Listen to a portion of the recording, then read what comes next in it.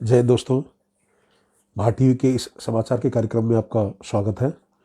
मैं भारत अपनी पूरी टीम के साथ आपका स्वागत करता हूं। और इस समाचार के कार्यक्रम में, जिसका नाम है भारत की बात, इसमें हम भारत की बात करेंगे, हम देश की बात करेंगे। तो चाहे कोई भी मुद्दा हो, चाहे खेल का, एंटरटेनमेंट का हो, पॉलिटिक्स का हो, तो वो सभी जो पूरे दिन की खबरें हैं वो हम आपको बताएंगे। तो आप भी अपने निष्पक्ष सवाल पूछ सकते हैं और अपने सुझाव आप दे सकते हैं। तो सबसे पहले हम आपसे निवेदन करेंगे कि जब भी आप घर से बाहर निकलें, आप मास्क जरूर लगाएं, क्योंकि कोरोना के केसेस काफ़ी बढ़ रहे हैं। तो आप इसी में आपके और आपके परिवार की सुरक्षा है। तो अभी मैं मास्क हटा देता हूँ, क्योंकि अभी रूम में कोई नहीं है, तो इसलिए मैं मास्क हटा देता हूँ। तो ये खबरों का कार्यक्रम है। इसमें हम पूरे देश की खबरें आपको बताएंगे, चाहे वो अंतर्राष्ट्रीय खबरें हों और खेल की खबरें हो, एंटरटेनमेंट की खबरें हो, पॉलिटिक्स की खबरें हो, वो आपको बताएंगे, या चुनावों के बारे में हो। तो आप भी अपने सवाल पूछ सकते हैं और अपने महत्वपूर्ण सुझाव भी आप बिल्कुल दे सकते हैं। तो सबसे पहले अगर हम कोरोना की बात करें, तो इसमें एक बड़ी अच्छी खबर है कि मुंबई में जो केसेस हैं वो कम हो गए हैं कोरोना के, और दिल्ली में भी केसेस कम हो गए हैं। लेकिन इसका मतलब बिल्कुल ये नहीं है कि आप मास्क ना लगाएं। आप जब भी घर से बाहर निकलें, मास्क अवश्य लगाएं, सोशल डिस्टेंसिंग का पालन करें, और जो कोरोना की गाइडलाइंस है उनका आप पालन करें। केसेस में आपको बता दूं कितने हैं अभी। तो मुंबई में हम सबसे पहले बात करते हैं। महानगरों में कोरोना वायरस के आंकड़ों में आई गिरावट से लोगों की चिंता कुछ कम हुई है। और मुंबई में हाल फिलहाल में जो आंकड़े सामने आ रहे थे, तो वो काफ़ी डरावने थे। लेकिन अब मुंबई में कोरोना वायरस के आंकड़े में एक बड़ी गिरावट देखने को मिली है। आज मुंबई में 5956 यानी कि 5956 नए केस सामने आए हैं, जबकि 12 लोगों की मौत हुई है।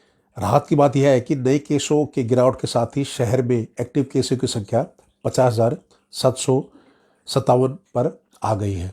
तो पहले के मुकाबले काफ़ी कम केस आ रहे हैं, लेकिन फिर भी आपको पूरी सावधानी बरतनी है और कोई लापरवाही नहीं बरतनी। तो आपको बता दें कि आज दूसरा ऐसा दिन था जब मुंबई में कोरोना वायरस के नए मामले 10,000 से कम आए हैं। रविवार को शहर में 7895 नए केस मिले थे, यानी कि 7895।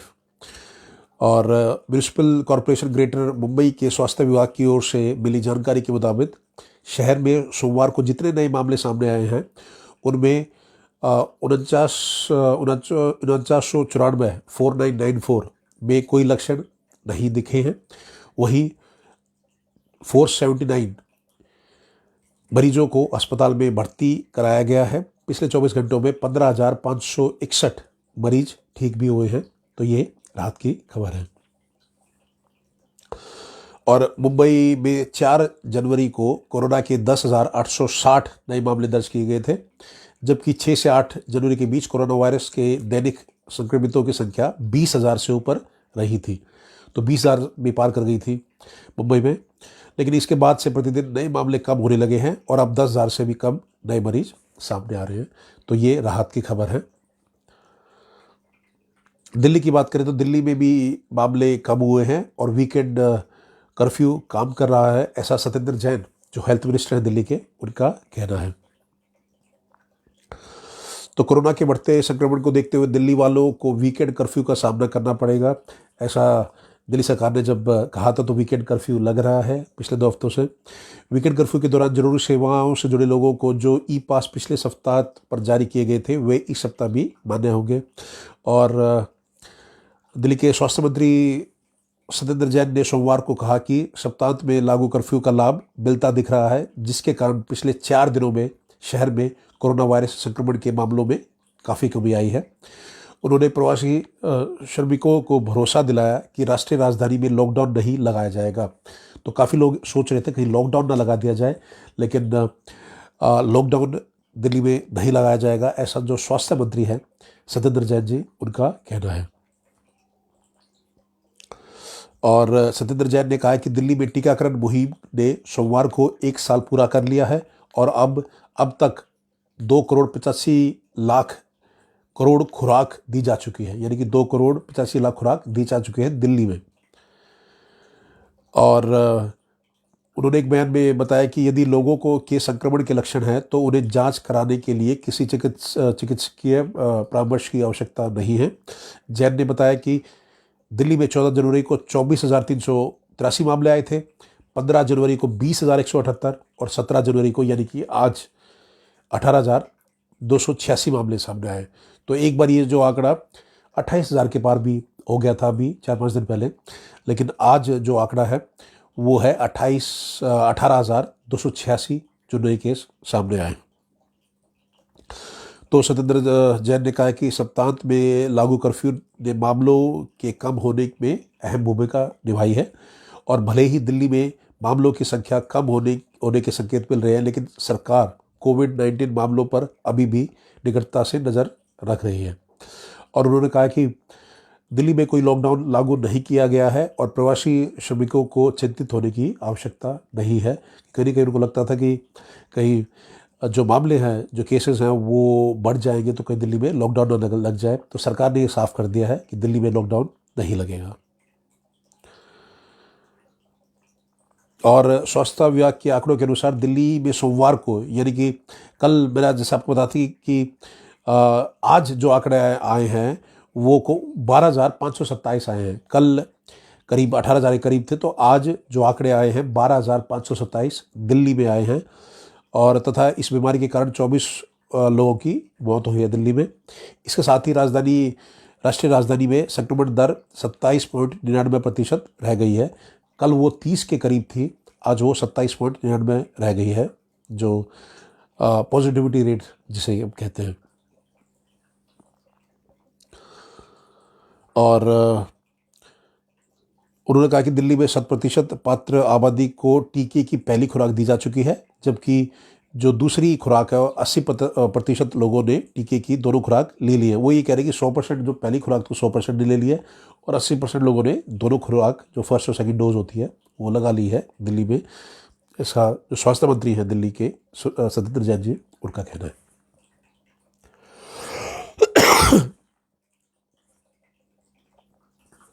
और एक मैंने आपको ये कोरोना की खबर बताई, तो जो अन्य खबरें हैं उस पर भी नज़र डालते हैं। आप भी अपने सवाल पूछ सकते हैं या अपने सुझाव आप दे सकते हैं।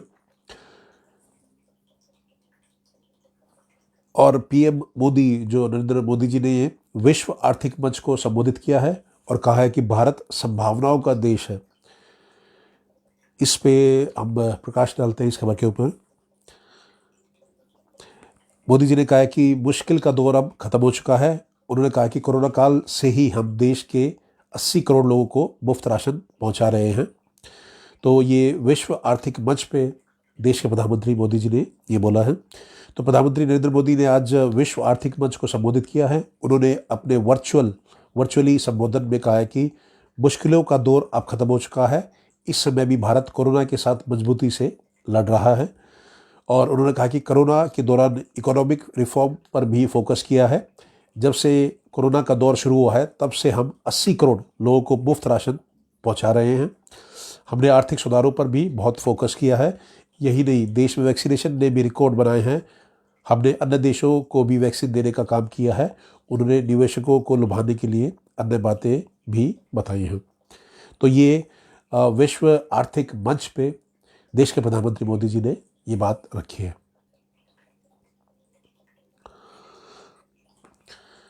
और दिल्ली के गाजीपुर फूलमंडी में आरडीएक्स मिला है, जो ये बम है। और जो ये दिल्ली के गाजीपुर फूलमंडी में मिले बम में आरडीएक्स पाकिस्तान से आया था। एक ये खबर है, इस पे हम प्रकाश डालते हैं। नेशनल सिक्योरिटी गार्ड ने मंडी में मिले बम के संबंध में दिल्ली पुलिस की स्पेशल सेल की रिपोर्ट सौंप दी है, जिसमें मंडी पर मिले आईडी में अमोनियम नाइट्रेट और आरडीएक्स के साथ टाइमर डिवाइस एवं बैटरी के इस्तेमाल की जानकारी भी दी गई है। इससे साफ हो गया कि आतंकियों की भारी तबाही की साजिश थी। और अगर यह बम ब्लास्ट हो जाता तो करीब 100 मीटर के दायरे में लोग हताहत होते। एनएससी का मानना है कि तकनीकी खामी के कारण बम ब्लास्ट नहीं हुआ और समय रहते हुए पुलिस और एनएसजी को सूचना मिल गई थी। तो ये, और फिर बाद में जब ये रिपोर्ट सामने आई कि पाकिस्तान से ये जो आरडीएक्स है ये लाया गया था।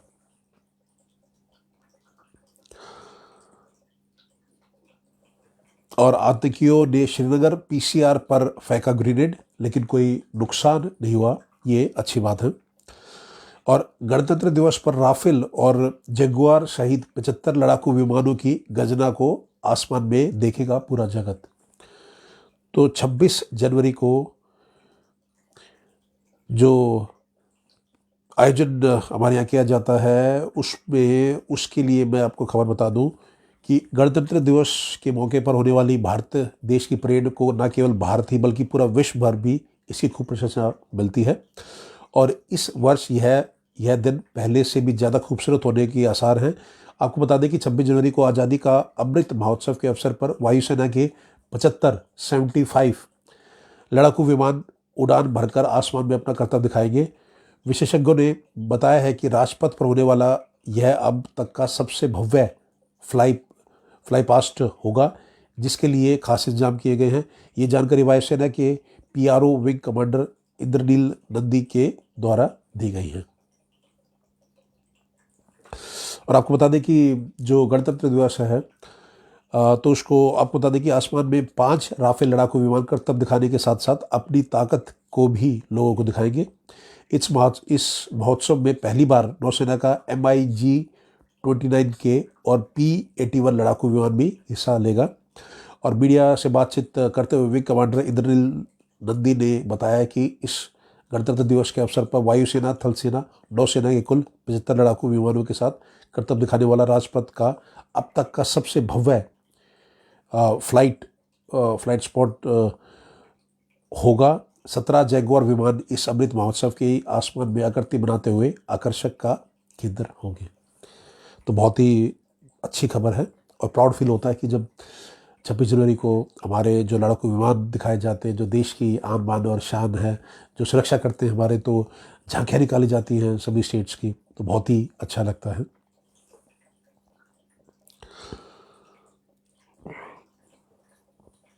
और ओवैसी ने कहा है कि कोरोना से निपटने के योगी सरकार के तरीकों की लोग याद रखेंगे और भाजपा के खिलाफ वोट डालेंगे। तो ओवैसी कह रहे हैं कि लोग भाजपा के खिलाफ वोट डालेंगे। उत्तर प्रदेश में कोविड से दूसरी लहर के दौरान राज्य सरकार के इससे निपटने के तरीके पर निशाना साधते हुए ऑल इंडिया मजलिस इत्तेहादुल मुस्लिम AMMIM प्रमुख असुद्दीन ओवैसी ने सोमवार को कहा है कि गोरखपुर के लोग इसे याद रखेंगे और प्रदेश के विधानसभा चुनाव में योगी आदित्यनाथ के खिलाफ वोट डालेंगे। भाजपा ने योगी आदित्यनाथ को गोरखपुर विधानसभा सीट में से मैदान में उतारा है, यानी कि MLA के लिए योगी आदित्यनाथ गोरखपुर से लड़ेंगे। और सीएम योगी का कहना है, चुनाव है अगले महीने, तो सीएम योगी का कहना है कि का अखिलेश पर निशाना, बोला दंगाइयों और अपराधियों का हाथ थामने वाले आज अन्नदाता के हित चिंतक होने का स्वांग कर रहे हैं, ऐसा योगी आदित्यनाथ ने कहा है। तो अब एक पार्टी दूसरी पार्टी सभी आपस में एक दूसरे पर आरोप लगाएंगे और ये होता ही है पॉलिटिक्स में। वो उसके ऊपर कीचड़ उछालेगा, वो दूसरे उस पर कीचड़ उछालेगा। लेकिन आपको देखना है, जनता को देखना है कि उनके लिए सबसे बेहतरीन कैंडिडेट कौन रहेगा, जो उनके हित की रक्षा करेगा और जो देश के हित की रक्षा करेगा।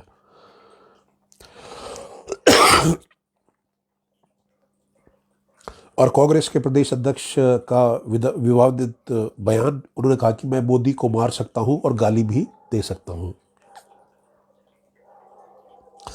तो महाराष्ट्र कांग्रेस के अध्यक्ष नाना पटोले ने प्रधानमंत्री नरेंद्र मोदी को लेकर विवादित बयान दिया है। नाना पटोले ने कहा है कि मोदी को मार भी सकते हैं और गाली भी दे सकते हैं।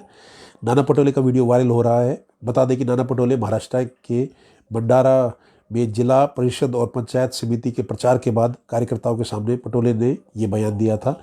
बता दें कि महाराष्ट्र के भंडारा जिले में मंगलवार को जिला परिषद का चुनाव है। लेकिन कहीं ना कहीं ये अच्छा नहीं लगता कि अगर हम ऐसी असभ्य भाषा यूज़ करते हैं देश के प्रधानमंत्री के लिए। तो ये कह रहे हैं नाना पटोले जी, जो महाराष्ट्र कांग्रेस के अध्यक्ष हैं, कि मैं मोदी को मार भी सकता हूँ और गाली भी दे सकता हूँ। तो कहीं ना कहीं आपको मर्यादा में बोलना चाहिए, और ये सभी के लिए लागू होता है, सभी पार्टियों वालों के लिए रिस्पेक्ट देनी चाहिए ओपोनेंट को, और ऐसे असभ्य शब्द नहीं बोलने चाहिए। क्योंकि कहीं ना कहीं जो हमारे युवा आपको देखते हैं, हमारे बच्चे आपको देखते हैं, तो उनमें सही जो सोच है या सही जो इम्प्रेशन वो नहीं जाता आप लोगों का। तो सभी को सोच समझ के बोलना चाहिए। और नाना पटोले ने कहा कि महाराष्ट्र कांग्रेस के अध्यक्ष नाना पटोले ने प्रचार रैली के बाद कार्यकर्ताओं के साथ संवाद में कहा कि मैं पिछले 30 साल से राजनीति में हूँ, लेकिन एक स्कूल मेरे नाम नहीं है। मैं हमेशा सबकी मदद करता हूँ। उन्होंने कहा कि मैं मोदी को मार भी सकता हूँ, उन्हें गाली भी दे सकता हूँ, इसलिए मोदी मेरे खिलाफ प्रचार करने आए, क्योंकि उन्हें पता है कि एक ईमानदार नेतृत्व उनके सामने खड़ा है। तो ऐसा नाना पटोले का कहना है। और हम फिर से मैं कहूँगा कि ये बिल्कुल गलत शब्द है, असभ्य शब्द है।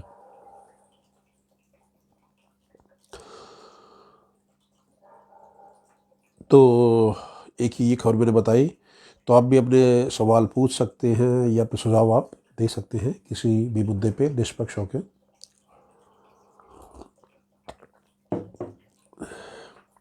अब और जो खबर है देश की, छत्तीसगढ़ में आए अब तक के सबसे ज़्यादा कोरोना संक्रमित 4574 नए केस, जबकि 10 लोगों की मौत हुई है। और विधानसभा चुनाव, नड्डा और शाह ने राज्यवार उम्मीदवारों के नाम पर चर्चा करी है।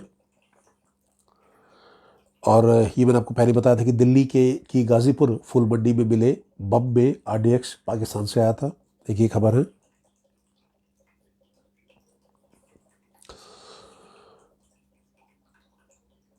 और प्रख्यात सामाजिक कार्यकर्ता शांति देवी जी का निधन हो गया है। प्रधानमंत्री ने भी इस पे शोक व्यक्त किया है। तो प्रख्यात सामाजिक कार्यकर्ता और पद्मश्री से सम्मानित शांति देवी का रविवार रात ओडिशा में रायगढ़ जिले में गुनूपुर स्थित उनके निवास पर निधन हो गया है। और पारिवारिक सूत्रों ने यह जानकारी दी है।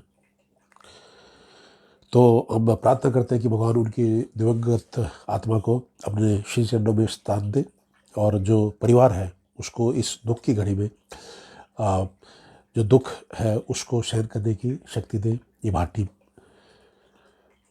ये प्रार्थना करती है।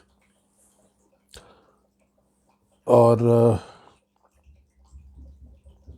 अखिलेश ने भाजपा को हराने का संकल्प लिया है। यूपी की अगर हम बात करें तो उन्होंने आज संकल्प लिया है।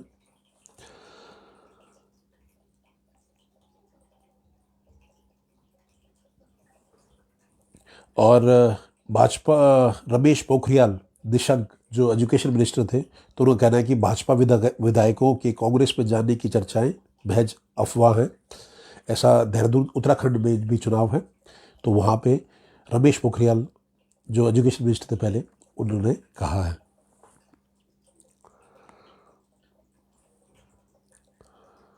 और जो आम आदमी पार्टी के जो CM पद की दौड़ है पंजाब में, तो उसमें भगवंत मान को टक्कर दे रहे हैं हरपाल सिंह चीमा।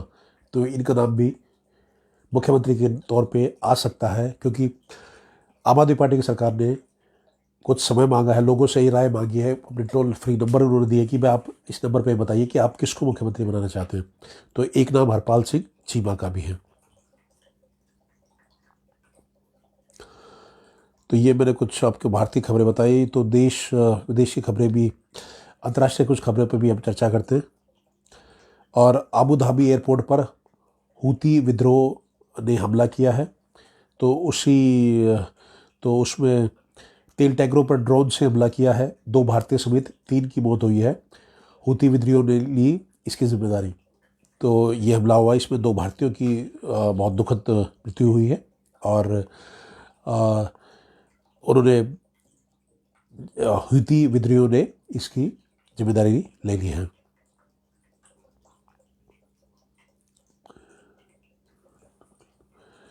और टोंगा ज्वालामुखी विस्फोट, तो टोंगा में जो ज्वालामुखी है वो उसका विस्फोट हुआ है, और अभी नुकसान का आकलन करना संभव नहीं है।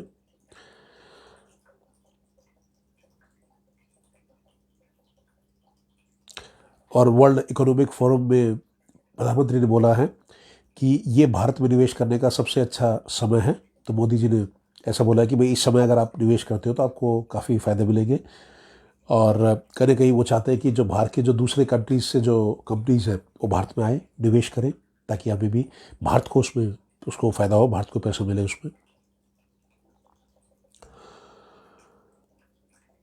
और यूएई के अबू धाबी एयरपोर्ट पर तेल टैंकरों में विस्फोट हुआ और 2 ड्रोन अटैक की भी आशंका है।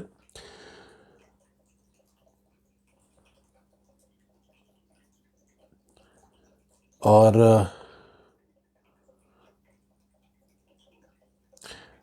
अब ये जो खबर है फ्रांस की है कि बिना वैक्सीनेशन के फ्रांस में नहीं जा सकेंगे कैफ़े या रेस्टोरेंट। तो अगर आपने वैक्सीनेशन नहीं कराई, फ्रांस की बात है, तो आप कैफ़े या रेस्टोरेंट में नहीं जा सकते। तो ये पाबंदी उन्होंने लगाई है।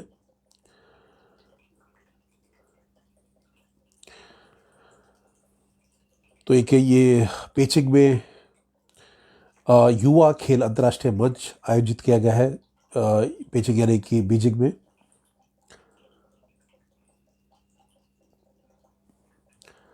तो ये कुछ खबरें हमने आपको बताई। तो इसके अलावा कुछ स्पोर्ट्स की खबर पे भी हम बात करते हैं। अभी 19 तारीख को वनडे सीरीज स्टार्ट हो जाएगी भारत और साउथ अफ्रीका की। तो इससे पहले जो टेस्ट सीरीज थी, तो साउथ अफ्रीका ने बहुत ही शानदार खेल का प्रदर्शन किया और 2-1 से सीरीज अपने नाम की। उसके बाद जो घटनाक्रम हुआ, कोहली ने रिज़ाइन कर दिया, जो कप्तान थे टेस्ट मैच के। तो कोहली ने पहले ये 4 महीने पहले जो आईपीएल टीम थी उनकी, ये बेंगलोर चैलेंजर्स, उससे रिज़ाइन किया था। और फिर टी20 की कप्तानी से उन्होंने रिज़ाइन किया। तो टी20 की अब जो कप्तानी की बात कर रहे हैं, तो उससे उन्होंने रिज़ाइन किया था। वनडे में की कप्तानी से उनको फिर हटा दिया गया था सेलेक्टर्स के द्वारा। अब टेस्ट मैच में ये 2-1 से टेस्ट सीरीज हारने के बाद रिज़ाइन कर दिया है कोहली ने टेस्ट कैप्टनसी से भी। तो अब किसी भी फॉर्मेट में कोहली कप्तान नहीं रहेंगे। और इस पे अब लोग आकलन करने लगे कि अगले कप्तान कौन होंगे टेस्ट मैच में। तो रोहित शर्मा का नाम सबसे आगे है उसमें। केएल राहुल की भी बात कर रहे हैं। तो बुमराह का नाम भी अब सामने आ रहा है। तो बुमराह कह रहे हैं कि भाई अगर मुझे मौका दिया गया तो यह सम्मान की बात होगी। तो उन्होंने कहा कि भाई ये इनका निजी फैसला है, कोहली, कप्तान कोहली का, कि भाई वो उन्होंने कप्तानी छोड़ दी है, लेकिन अगर मुझे मौका मिला कप्तानी के लिए तो ये सम्मान की बात होगी, ऐसा बुमराह का कहना है। और अहमदाबाद की जो आईपीएल की अगर हम बात करें, तो हार्दिक पांड्या, राशिद खान और शुभमन गिल को वो आईपीएल में अहमदाबाद की टीम वो ज्वाइन करेंगे। और मिशेल मार्श ने धुआंधार पारी खेली और अपनी टीम को जीत दिलाई। तो ये बिग बैश लीग की बात करें जो ऑस्ट्रेलिया में आयोजित होती है, तो उसकी हम बात करें तो बड़ी शानदार पारी खेली मिशेल मार्श ने और अपनी टीम को जीत दिलवाई। और एशिज का हमने आपको बताया था कल कि एशिज में ऑस्ट्रेलिया ने इंग्लैंड को 4-0 से हरा दिया है। एक टेस्ट मैच ड्रॉ रहा था, वो चौथा जो टेस्ट मैच था उसमें भी आखिरी विकेट बचा था इंग्लैंड का, लेकिन इंग्लैंड ने वो समय निकाल लिया और एक विकेट से चूक गए ऑस्ट्रेलिया की टीम, नहीं तो 5-0 से वाइट वॉश हो जाता एशिज का। और एशिज में इंग्लैंड के प्रदर्शन के बाद कोच क्रिस सिल्वरवुड बोले, मैं एक अच्छा कोच हूँ और मुझे बने रहना चाहिए। तो काफ़ी लोग कह रहे हैं कि कोच को हटना चाहिए, 4-0 से हार हो गई और वो भी अपने उनके जो प्रतिनिधि हैं ऑस्ट्रेलिया की टीम, उनसे अगर 4-0 से आप हारते हो एशिज में तो बहुत बड़ी बात है। तो लोग कह रहे हैं कोच को हटना चाहिए। तो जो क्रिस सिल्वरवुड है, वो कोच है इंग्लैंड के, वो कह रहे हैं कि भाई मैं एक अच्छा कोच हूँ और मुझे बने रहना चाहिए। और कीगन पीटरसन जो साउथ अफ्रीका के बल्लेबाज हैं, उनका कहना है कि अभी भी भारत के खिलाफ टेस्ट सीरीज में अपने शानदार प्रदर्शन से हैरान हूँ। तो बहुत ही बेहतरीन बल्लेबाजी करी थी पीटरसन ने। अभी कह सकते हैं कि जो दोनों टीमों में अंतर था वो पीटरसन की बल्लेबाजी थी। उन्होंने ही जो आखिरी 2 टेस्ट मैच अपनी टीम को जितवाए और सीरीज़ 2-1 से साउथ अफ्रीका के नाम रही थी। तो पीटरसन कह रहे हैं कि और उन्होंने अभी तक 5 टेस्ट मैच खेले हैं सिर्फ, जिसमें 2 पहले खेले थे और 3 इस सीरीज़ में खेले हैं। तो बहुत ही बेहतरीन बल्लेबाज हैं। और उनका कहना है कि अभी भी भारत के खिलाफ टेस्ट सीरीज में अपने शानदार प्रदर्शन से मैं हैरान हूँ। तो कह रहे हैं मैं अभी भी काफ़ी सरप्राइज हूँ, लेकिन अच्छा लगता है जब टीम जीतती है। और आयरलैंड ने वनडे सीरीज हारने के बाद किरण पोलार्ड का बयान दिया कि हमारे और वेस्ट इंडीज़ क्रिकेट के लिए बहुत ही दुखद दिन है। तो वनडे सीरीज़ हार गई है जो वेस्ट इंडीज़ की टीम है। बहुत ही बेहतरीन टीम हुआ करती थी वेस्ट इंडीज़ की पहले, लेकिन अब वो प्रदर्शन नहीं कर पाती। तो इस पे ये पोलार्ड का जो बयान आया है, तो वेस्ट इंडीज़ के कप्तान पोलार्ड ने घरेलू ज़मीन पर आयरलैंड के हाथों वनडे सीरीज़ में मिली शिकस्त पर निराशा व्यक्त की है। और एंडी मैकब्राइन और हैरी ट्रैक्टर ने अड़सठ जमाए, जिसकी मदद से आयरलैंड ने तीसरे वनडे में वेस्ट इंडीज़ को 2 विकेट से मात देकर 3 मैचों की सीरीज 2-1 से जीत ली थी। और इस जीत के साथ ही आयरलैंड ने पहली बार आईसीसी के पूर्ण सदस्य पर विदेशी जमीन पर वनडे सीरीज जीती है। तो पोलार्ड ने तीसरा वनडे और सीरीज गंवाने के बाद कहा है कि वेस्ट इंडीज़ क्रिकेट के लिए बहुत ही दुखद दिन है। जो कप्तान है पोलार्ड बहुत ही बेहतरीन खिलाड़ी है वेस्ट इंडीज़ के, लेकिन 2-1 से सीरीज हार चुकी है उनकी टीम वनडे सीरीज। तो उनका मैच के बाद कहा कि यह हमारे लिए दुखद दिन है और वेस्ट इंडीज़ क्रिकेट के लिए दुखद दिन है। बहुत निराश हूँ और इस कड़वी दवाई को खाना मुश्किल है। पिछले कुछ सालों में हमारी बल्लेबाजी परेशानी रही है और गेंदबाजी की बात करूँ तो वो उतने ही लक्ष्य की रक्षा कर सकते हैं जितना हम बोर्ड पर लगाए हैं। वो विकेट लेने के लिए अपना पूरा जोर लगा रहे हैं। तो कहीं कहीं काफ़ी निराश है कप्तान पोलार्ड कि उनकी टीम आयरलैंड से 2-1 से हार चुकी है।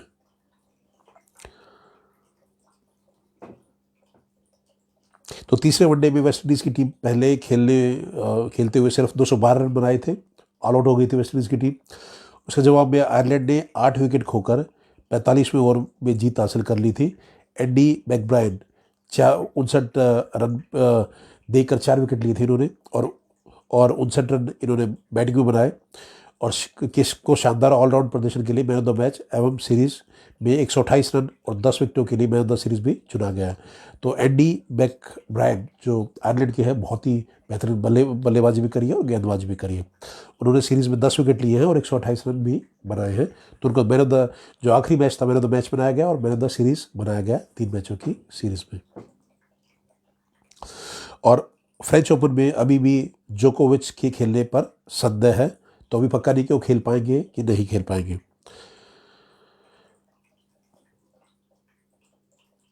और इंडियन ओपन का कई बाधाओं के बावजूद BAI ने जो बैडमिंटन एसोसिएशन है इंडिया की, उसने सफल आयोजन कराया है।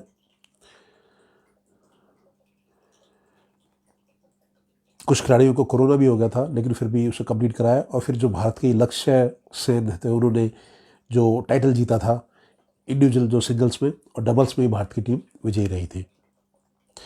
अब कुछ एंटरटेनमेंट की खबरें भी जान लेते हैं। तो लता मंगेशकर का जो हेल्थ अपडेट है, कोरोना हो गया था उनको और को रिकवर होने में लगेगा वक्त। डॉक्टर्स ने ये जानकारी दी है कि थोड़ा समय लगेगा। कोरोना से पीड़ित थी लता मंगेशकर, बहुत ही बेहतरीन गायिका रही है, लाखों गाने गाए हैं लता मंगेशकर जी ने, तो अभी कोरोना से पीड़ित थी। और ट्विंकल खन्ना और अक्षय कुमार की 21वीं सालगिरह थी, यानी कि शादी को 21 साल हो गए हैं। तो ट्विंकल खन्ना ने शादी की 21वीं सालगिरह पर साझा की अक्षय संग हुई मज़ेदार चैट, तो वो उन्होंने शेयर करी है अपने फैंस के साथ। तो 21 साल हो गए हैं अक्षय कुमार और ट्विंकल खन्ना की शादी को। और इस बार हो सकता है इस साल शादी करें शमिता शेट्टी और राकेश बापट से शादी हो सकती है शमिता शेट्टी की। राकेश बापट ने कुछ फिल्मों में शुरू में काम किया था, तुम बिन पिक्चर में थे वो, और उसके बाद कुछ फिल्मों में काम किया, फिर सीरियल्स में भी उन्होंने काम किया। तो उनकी शादी हो सकती है समिता शेट्टी के साथ। और एक और जो दुखद खबर आज रही कि पंडित बिरजू महाराज, उनका निधन हो गया और बहुत ही क्षति पहुंची है इस देश को। बहुत ही बेहतरीन डांसर थे और मशहूर कथक डांसर पंडित बिरजू महाराज अब इस दुनिया में नहीं रहे। आपको बता दें कि बीते दिन यानी रविवार की रात अचानक दिल का दौरा पड़ने से 83 साल की उम्र में उनका निधन हो गया। और पंडित बिरजू महाराज मशहूर कथक नर्तक थे।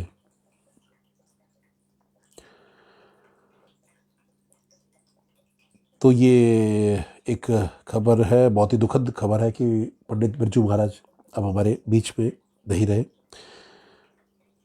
और बहुत सारी जो बॉलीवुड में जो एक्ट्रेसेस थी उनके लिए भी कोरियोग्राफी उन्होंने करी थी।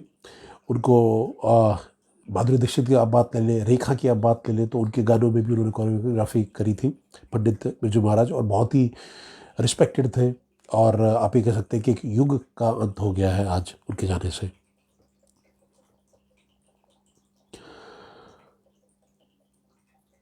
तो एक ये खबर थी। और दक्षिण भारत की अभिनेत्री डिम्पल हयाती, उनको भी कोविड हो गया। तो बहुत सारे जो फिल्म स्टार हैं उनको भी कोविड हो चुका है। तो ये मैंने आपको खबरें बताई। पंडित बिरजू महाराज जी को मैं फिर से मैं कहना चाहूँगा कि उनका निधन हो चुका है, और पीएम मोदी ने भी इस पे शोक जताया है। तो ये एक खबर थी। फिर से हम आपको कहना चाहते हैं कि आपके कोई सवाल है तो आप पूछ सकते हैं। और सभी का जुड़ने के लिए बहुत बहुत धन्यवाद। शशांक जी कह रहे हैं कि सर बैकग्राउंड रिवर्स प्रिंट करवा लो, लाइव सेशन के लिए बेस्ट रहेगा। तो बिल्कुल मैं इसके लिए प्रयास करूँगा शशांक जी, बहुत बहुत धन्यवाद। अन्य खबरें मैंने आपको बताई कि जो केसेस तो कम हो रहे हैं, महाराष्ट्र में भी, मुंबई में केसेस कम हो रहे हैं कोरोना के, दिल्ली में भी केसेस कम हो रहे हैं, करीब 12,000 जो केस आए हैं आज। तो हम ये प्रार्थना करेंगे कि जल्दी से जल्दी केसेस कम हो। लेकिन अब जब भी घर से आप बाहर निकलें तो आप मास्क जरूर लगाएं, मास्क आपको जरूर लगाना है। और आप बाहर निकलते ही जैसे आपको मास्क लगाना है, सोशल डिस्टेंसिंग का पालन करना है, कोरोना की जो गाइडलाइन उसको फॉलो करना है, सैनिटाइज़र का आपको इस्तेमाल करना है हाथ साफ़ करने के लिए। और अगर जैसे घर पे है तो थोड़ी थोड़ी देर बाद आप हाथ धो भी सकते हैं, वो भी बहुत ज़रूरी है। और जो सरकार ने जो कोरोना गाइडलाइंस दी उसका आप जरूर पालन करें, क्योंकि केसेस अभी भी बहुत काफ़ी है पूरे भारत में। फिर से आप सबका जुड़ने के लिए बहुत बहुत धन्यवाद। मैं भारत अपनी पूरी टीम के साथ आपका धन्यवाद करता हूँ। और हम आशा करते हैं कि आप अच्छे काम करेंगे और अपने परिवार का और अपने देश का नाम रोशन करेंगे, क्योंकि देश है तो हम हैं। ये तिरंगे की वजह से, ये तिरंगा हमारी आन बान और शान है। तिरंगे की वजह से हम हैं, और हमारे जो सैनिकों की वजह से हम हैं। हम सैल्यूट करते हैं अपने सैनिकों को जो बॉर्डर पे हमारी रक्षा के लिए खड़े हैं। तो फिर से मैं भारत आप सबको धन्यवाद करता हूँ अपनी पूरी टीम की तरफ से। आप लोग खुश रहें, मस्त रहें और अच्छे अच्छे काम करें और देश का नाम आप रोशन करें। जय हिंद, जय भारत।